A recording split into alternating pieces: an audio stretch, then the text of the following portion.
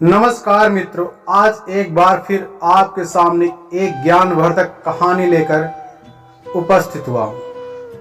मित्रों, आज की कहानी बहुत ही ज्ञानवर्धक और महत्वपूर्ण होने वाली है। हम सब कहीं न कहीं काम करते हैं, कहीं न कहीं नौकरी और व्यवसाय करते हैं, लेकिन हम अपने कामों से संतुष्ट नहीं होते। आज की कहानी इसी पर निर्धारित है। आखिर हमें दूसरों को काम को देखकर अपने काम को तुच्छ क्यों समझते हैं?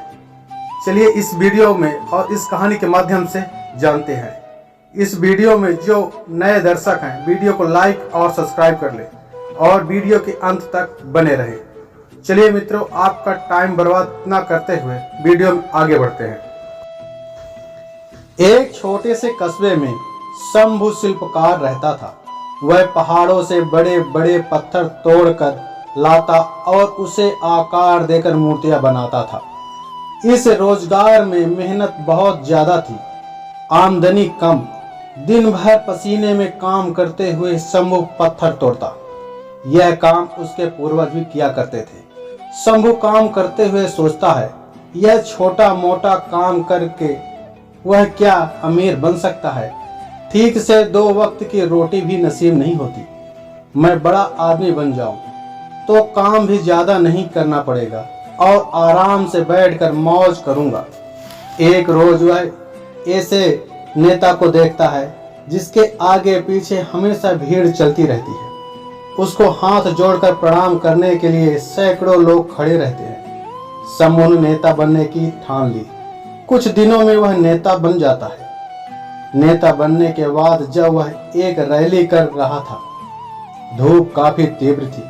धूप की गर्मी वह सहन नहीं कर पाया और बेहोश होकर गिर पड़ा।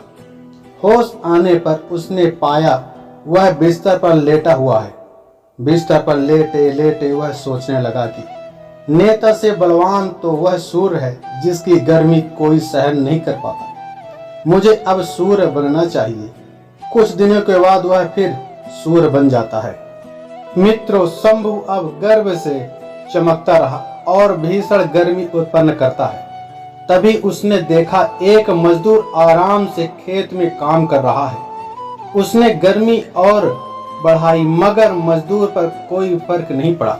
विचार किया तो उसे मालूम हुआ ठंडी ठंडी हवा पृथ्वी पर बह रही है। तभी शंभु ने विचार किया, हवा बनकर मैं और शक्तिशाली बन जाऊंगा। कुछ दिनों बाद वह हवा बन गया।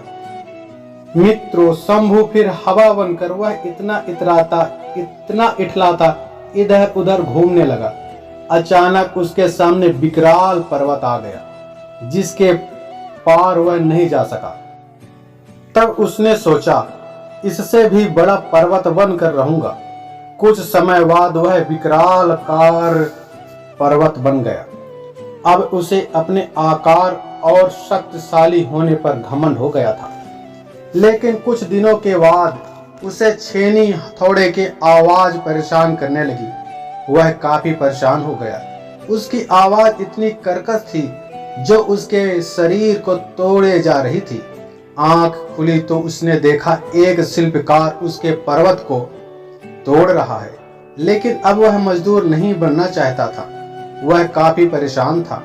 नींद खुली तो उसने आईने में पाया वह तो विशाल पर्वत को भी तोड़ने का साहस रखता है। वह तो स्वयं वही है।